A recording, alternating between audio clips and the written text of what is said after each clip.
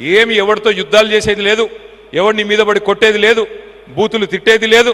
కాంగ్రెస్ నాయకుల్లాగా మనం కూడా పిచ్చి పిచ్చి పనులు చేసేది లేదు. కానీ ఒకటి మాత్రం పక్కా, మీరు చేయొద్దు అని చెప్తున్నా కానీ వాళ్ళు మిమ్మల్ని ఏమన్నా చేస్తే, గతంలో మా సునీత ఇక్కడనే ఉంది, మా రాము యాదవ్ కూడా ఇక్కడనే ఎక్కడనే ఉన్నాడు, ఏడున్నాడు తమ్ముడు, రాము యాదవ్ మీద వచ్చి పడ్డారు. పడితే ఒక రాము యాదవ్ని ముట్టుకుంటే మొత్తం టీఆర్ఎస్ ఎమ్మెల్యేలు అందరం, బీఆర్ఎస్ ఎమ్మెల్యేలు అందరం మొత్తం వాళ్ళ ఇంటికి వచ్చినాం, వచ్చి అండగా నిలబడ్డాం. మీరు రాజశేఖర రెడ్డి గారు పిలిస్తే మొత్తం 30 మంది ఎమ్మెల్యేలు ఎమ్మెల్సీలు అందరం వచ్చి ధైర్యంగా ఉండి, చెల్లె నువ్వేం కాదు టెన్షన్ పడకు అని చెప్పి ధైర్యం చెప్పిపోయినాం. తెలంగాణలో సామెత ఉంది, పొట్టోన్నెత్తి పొడుగోడు కొడితే పొడుగోన్నెత్తి పోషమ్మ కొట్టిందని. నేను గూండాను, నేను రౌడీని, నిన్ను కొట్టే గూండాలు రౌడీలు మా కాడ కూడా మస్తుగున్నారు, ఎవ్వనికి భయపడవద్దు, నేను వస్తా, నేనే ఇక్కడ ఉంటా, అవసరం అయితే మీరు భయపడవద్దు అని చెప్పి కూడా నేను కోరుతా ఉన్నాను. ఏమీ చేయలేడు, ఎవ్వడు ఏమీ చేయలేడు, ఎంత పెద్ద రౌడీ అయినా గూండా అయినా ఏం చేసేదేమి లేదు, మిమ్మల్ని ఏ రకంగా కూడా ఇబ్బంది పెట్టేదేం లేదు. పొరపాటున ఒక కేసో ఏదో అయితే తప్పకుండా మేమే వస్తాం, దగ్గర ఉండి ఇడిపించుకుంటాం, ఎవ్వరు కూడా మీరు భయపడవలసిన అవసరం లేదని చెప్పి మళ్ళొక్కసారి హృదయపూర్వకంగా కోరుతా ఉన్నాం. మంచి ఎమ్మెల్యే గారు ఉన్నారు, మంచి ఎమ్మెల్యే ఉన్నాడు, కష్టంలో పిలిస్తే ఉరికొస్తున్నాడు, అందుబాటులో ఉన్నాడు, అరుంధతి హాస్పిటల్ ద్వారా కూడా సేవలు అందిస్తూ ఉన్నాడు. అట్లాంటి ఎమ్మెల్యేని కాపాడుకోండి, దగ్గర పెట్టుకొని చూసుకోండి. రైతు బంధు బంద్ అయింది, రాహుల్ బంధు మాత్రం బ్రహ్మాండంగా నడుస్తున్నది. రాహుల్ బంధు పథకం రైతులకేమో ఖాతాలో డబ్బులు పడతలేవు, రాహుల్ గాంధీ గారి ఖాతాలో మాత్రం టింగ్ టింగ్ టింగ్ అనుకుంటే డబ్బులు బ్రహ్మాండంగా పడుతున్నాయి. ఎందుకంటే అట్లా నడుస్తున్నది ఇవాళ ప్రభుత్వం. గూండాగిరి, దౌర్జన్యాలు, కబ్జాలు, భూములు, సెటిల్మెంట్లు నడుపుతున్నది ప్రభుత్వం కాదు, ఒక మాఫియా నడుపుతా ఉన్నాడు రేవంత్ రెడ్డి. ఆ మాఫియాలో ఒక పిల్ల నాయకుడు ఇక్కడ మీ దగ్గర కూడా ఇక్కడ ఒకడు ఉన్నాడు. అందుకే నేను అనేది, ఎవరికి భయపడే అవసరం లేదు, తప్పకుండా గట్టిగా నిలబడదాం, గట్టిగా కొట్లాడదాం. అవసరమైతే ఈ సమిష్టి బలం చూసిన తర్వాత ఎవరైనా సరే తప్పకుండా మళ్ళీ మీకు భయపడవలసిన పరిస్థితి వస్తుంది. ఒకటి గమనించాలా, కేటీఆర్ అనేటోడు ఏం చేత కాదు. ఒక పాదయాత్ర చేయమని, పాదయాత్ర చేస్తే దమ్ము వస్తుంది, షుగరు పడిపోతాడు, చక్కెర వచ్చి. మైనంపల్లి అంటాడు, అన్ని చేస్తాడు, మస్తు చెప్పుడు మాటల్లో మస్తు చెప్పొచ్చు. నేను కూడా మస్తు మాట్లాడతా, నేను మాట్లాడటాను కాదు, చేతలాలు చూపిస్తా. మేము ఇటు గుర్తు పెట్టుకోండి, మేము రౌడీయిజం చేసేటోళ్ళం కాదు, రౌడీలకు బుద్ధి చెప్పేటోళ్ళం, హీరోయిజం చేసేటోళ్ళం. రౌడీలు వాళ్ళ దగ్గర ఎంతమందిలో చూపిమాను, వాళ్ళు ఏదో సెంటిమెంట్ తో కొడుతుంటారు. ఇప్పుడు సవాలే లేదు, బట్టలిప్పి పరిగెత్తిస్తా అని చెప్పి కూడా ఈ సందర్భంగా తెలియజేస్తాం. వాళ్ళ శవాల పేర్ల మీద ప్యాలాలు ఏరుకునే రకం ఈ కేటీఆర్ అని చెప్పి కూడా ఈ సందర్భంగా తెలియజేస్తా ఉన్నా. అరే ఒక్కరోజన్నా ఉద్యమం చేసినవరా పై, నువ్వు ఒక్కరోజన్నా ఉద్యమం చేసిండు అయితను? అమెరికా నుంచి డైరెక్ట్ ఊడిపడి ఒక ఉద్యమకారుని నోట్ల మనువోసిండు, కేకే మహేందర్ రెడ్డి నోట్ల. ఆయన కూడా ఎన్నికలలో ఎంత 300 ఓట్లతో గెలిచిండు. ఈయన గొప్పతనమా? ఈయన పడగొట్టింది ఏంది? పడగొట్టింది ఏం లేదు, ఓన్లీ ఫోన్ ట్యాపింగ్ చేసుడు, లేకపోతే మొత్తం సెలబ్రిటీస్ ను మొత్తం వాళ్ళ జీవితాలు నాశనం చేసుడు, ఎన్నో కుటుంబాలు నాశనం చేసిండు. అంటే ఓన్లీ సెలబ్రిటీస్ గురించి చెప్తా ఉన్నా. మొన్న కొందరు సిరిసిల్ల వాళ్ళు చెప్తున్నారు, అన్నా వాళ్లే కాదు చాలా మంది జీవితాలు పాడు చేసిన ఘనత కేటీఆర్ దక్కిందని. నీ చరిత్ర అదేరా భయ్. ఫస్ట్ న్యూవర్తన ఛాలెంజ్ చేసేటప్పుడు ఫస్ట్ మిసాల్ పెంచుకోను, సవాల్ విసిరేమా తప్పుడు. ఇది గమనించాలా. చాలా మాట్లాడుతున్నావు, నిన్న అల్వాల్కి వచ్చినావు, అల్వాల్ మల్కాజ్గిరి వచ్చి నిన్న ప్రోగ్రామ్ ఏం ప్రోగ్రామ్ అది? Voters awareness programme. Voters awareness ప్రోగ్రాంలో వచ్చి నేను పీక్తా ఏక్తా అని మాట్లాడు ఎంతవరకు రైటో నాకు అర్థం కావట్లేదు. ఏం పీక్తావు నువ్వు? అల్వాల్ వచ్చుంటా అంటున్నావు, సిరిసిల్లకు నాకు రారాదా? అరే నేను గుండాయిజం అంటున్నావురా, గుండాయిజం చేసింది ఎవరు? ఒక బ్రాహ్మణ్ కుటుంబాన్ని, అడ్వకేట్ కుటుంబాన్ని మిట్ట మధ్యాహ్నం మంత్రిలా నరికి చంపిన ఘనత నీ పార్టీకి దక్కింది. నువ్వు ఇలా మాట్లాడుతా ఉన్నావు. దళితులను ఉష్క మాఫియా చేసినవరా భయ్, 1000 కోట్ల రూపాయలు ఓన్లీ సిరిసిల్లాల నేరేలా సంపాదించడం అని చెప్పి నేను ఛాలెంజ్ ఇస్తుతా ఉన్నా. ప్రూవ్ చేయి. 8 మంది దళితులను వాళ్ళని సంసారానికి వాడికి పనికి రాకుండా 3rd డిగ్రీ ఇప్పించిన ఘనత నీకు దక్కిందిరా భయ్. టోటల్ పోలీస్ డిపార్ట్మెంట్ ను మిస్యూజ్ చేసిన ఘనత నీది. మరి అదేవిధంగా ప్రవాళిక కేసు, ఆ రోజు అమ్మాయి సూసైడ్ చేసుకొని చనిపోయింది. గ్రూప్ 2 ఎగ్జామ్ పోస్ట్పోన్ అయినందుకు ఆయన వాళ్ళ బ్రదర్ క్లియర్ గా స్టేట్మెంట్ ఇవ్వడం జరిగింది. గ్రూప్ 2 పోస్ట్పోన్ కావటం వలన అమ్మాయి డిప్రెషన్లోకి పోయి సూసైడ్ చేసుకుందని. అరే స్పాంటేనియస్గా లెట్ ఇట్ బి ఎనీథింగ్.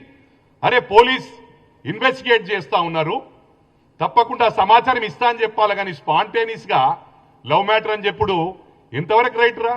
ఒక కుటుంబాన్ని ఉసురు దాక్తుందిరా నీకు. ఈ విధంగా మాట్లాడు, మానేసుకో. నీకు ఫీలింగ్స్, ఇతరుల ఫీలింగ్ తెలియదు. ఎవరి ఫోన్ లేపావు, పీక్ పడగొట్టినావు. మల్కాజ్గిరికి వచ్చి ఇంతకు ముందు దత్తకు తీసుకుంటా అన్నావు. ఏం దత్తకు తీసుకున్నావు రాబాయ్? నిన్నొచ్చి మళ్ళీ నేను నిలబడతా, పీక్తా, పడగొడతా అంటున్నావు. నీ సిరిసిల్లాకి వచ్చి నేను కూర్చుంటారా బాయ్? నేను చేసిన సోషల్ యాక్టివిటీస్ ఎందుకు చెప్తలేవురా? గుండాయిజం చేసింది మీరే.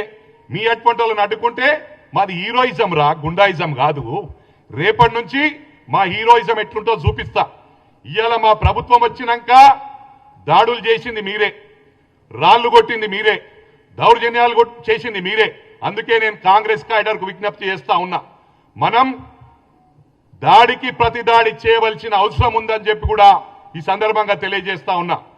కేటీఆర్ మరోసారి తెలియజేస్తా ఉన్నా, నువ్వు చేసింది నీ కుటుంబానికి ఏదైతే సెక్రటరేట్ లో నెట్వర్క్, సెక్యూరిటీ నెట్వర్క్ కూడా మొత్తము టెండర్ లేకుండా 100 కోట్లది నీ సొంత కుటుంబానికి ఇచ్చిన ఘనత నీకు దక్కిందిరా బాయ్. ఒక్కటి గుర్తు చేసుకో కేటీఆర్, నువ్వు చేసే అరాచకాలు. ఇవాళ ఏమన్నాడు మనోడు నిన్న? దండుపాలెం బ్యాచ్ అంటే తెలుసారా బాయ్ నీకు? దండుపాలెం బ్యాచ్ అయినా లేకపోతే స్టివర్డ్పురం దొంగలైనా నీకన్నా వాళ్ళకి మినిమం ఎథిక్స్ ఉంటాయి. సొంత చెల్లెది ఫోన్ ట్యాపింగ్ చెయ్యర్రా, సొంత చెల్లెది కాన్వర్జేషన్ ఇనుడు, సొంత బావ ఏం మాట్లాడుతుండో ఇనుడు. ఇది దొంగతనం అంటారు. దొంగల బ్యాచ్ అంటారు. దొంగల బ్యాచ్ నువ్వురా. దొంగ పనులు చేస్తూని నువ్వు అప్పా జంక్షన్ల మంత్రిగా గన్మెన్ లేకుంటే పోతుంటే రాత్రి మిడ్-నైట్ పోలీసులకు దొరికిన ఘనత నీది. మాస్క్ పెట్టుకొని దొరికినవురా భయ్. పోలీస్ డిపార్ట్మెంట్ మొత్తం చర్చించుకున్నారు. అరే వీడు మంత్రి ఉండి ఈ చిల్లర పనులు చేసుడేంది, గన్మెన్ లేకుండా అరే కార్లలో రాత్రి పూట ఓడు ఏందని. అది దొంగతనం అంటారు. మేం దొంగతనం కాదురా భయ్, హీరోయిజం చేసుడు తెలుసు.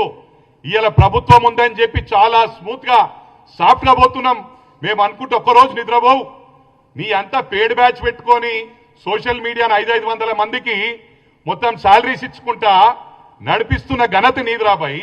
ఇవాళ 200 యూనిట్ల కరెంటు ప్రతి గ్రామంలో ఇస్తున్నాం. మీలాగా మొక్కుబడికి ఏదో దళిత బంద్ ఇచ్చినాము, బీసీ బంద్ ఇచ్చినాము, మైనారిటీ బంద్ ఇచ్చినాము, పీక్ పడగొట్టింది ఏం లేదు. మేము ప్రతి ఊర్లో ఇందిరా మిల్లు ఇస్తున్నాం. ఇవాళ ముఖ్యంగా గమనించాల 10 సంవత్సరాల్లో ఇవాళ 1600 కోట్లు ఉంటాయిరా మీ దగ్గర. 1000 కోట్లు, లక్షల కోట్లు మీ దగ్గర ఉన్నాయి.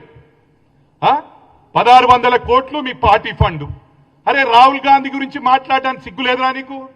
ఎందుకు మాట్లాడతావురా? వాళ్ళ చరిత్ర ఉందిరా. ఇండిపెండెన్స్ రానప్పుడు వాళ్ళు ఉద్యమానికి, ఆయన మన స్వాతంత్రం రావడానికి ఫండింగ్ చేసింది వాళ్ళ ముత్తాత జవహర్లాల్ నెహ్రూ గారు. వారికి ఒక ఘనత ఉంది. స్టిల్ ఆన్ టుడే ఒక ఎకానమీ ఫ్లైట్లా ట్రావెల్ చేస్తాడు రాహుల్ గాంధీ. ప్రియాంక గాంధీ ఒక డబుల్ బెడ్రూమ్ ఫ్లాట్లా ఢిల్లీలో ఉంటది. అది వాళ్ళ చరిత్ర. నీకేమో సొంత విమానాలు కొనుక్కొని తిరగబడితేవి నువ్వు. అమెరికాల 100 ఎకరాలు, కెనడాల 1000 ఎకరాలు, బయట రాష్ట్రాలలో బయట దేశాలలో మొత్తం ప్రాపర్టీస్ ఉన్నాయి. హైదరాబాద్ లో పడగొట్టింది ఏం రా నువ్వు? హైదరాబాద్ ఏమంటావు? హైదరాబాద్ ఓటర్స్ మాకేసిరని. హైదరాబాద్ ఓటర్స్ అందుకు వేయలేరు రా భయ్. కేటీఆర్ గుర్తు చేసుకో, వీడు పెద్ద సైకోగాడు. వీడు రేపు మళ్ళా నాశనం పట్టిస్తాడు.